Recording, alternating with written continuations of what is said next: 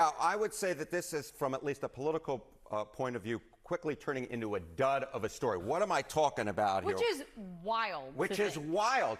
This has been for 3 weeks. Exactly. Now. Take a look here. Google searches for Epstein down 89% versus just 3 weeks ago, falling through the floor. It is no longer the top term searched alongside Donald Trump's name. That's been trading off between tariffs and Vladimir Putin, with obviously the meeting coming up later this week. But at this particular point, the American people's interest in this story, it's quickly becoming something of a nothing burger. So out of sight, out of mind, maybe, is applying here a little bit. But has it impacted, have you seen numbers that have impacted Trump's popularity, favorability, anything? No, not really. I mean, take a look here. Let's take a look at the overall numbers. Trump's approval rating in July of 2025, it was 45%.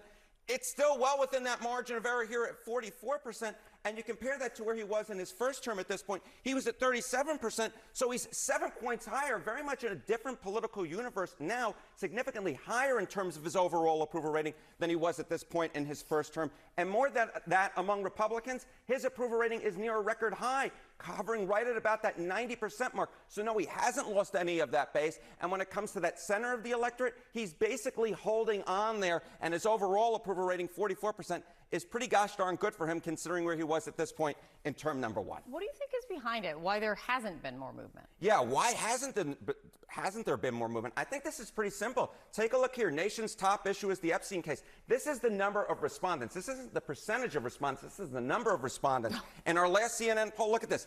0 respondents said that the Epstein case was the top issue. How about among independents? 0 independents said that. And among Republicans, and therefore overall, just a single one. So yes, there used to be a lot of interest in this story, but the bottom line is that even amongst those who had high interest in this story, it wasn't something that they thought was all that important. And as I said at the beginning, the interest in this story has fallen off the table. Which also, when you look at this and you compare it to just the attention that Capitol Hill was giving it, Donald Trump supporters were giving it, congressional committees were giving it, it is incongruous. I would just say this. Donald Trump has some of the best political instincts of any politician I've seen. And on this particular issue, you see it full well and clear, because he has been saying, you know what, this is not an issue. And it turns out that a lot of the American public actually seem to agree with him.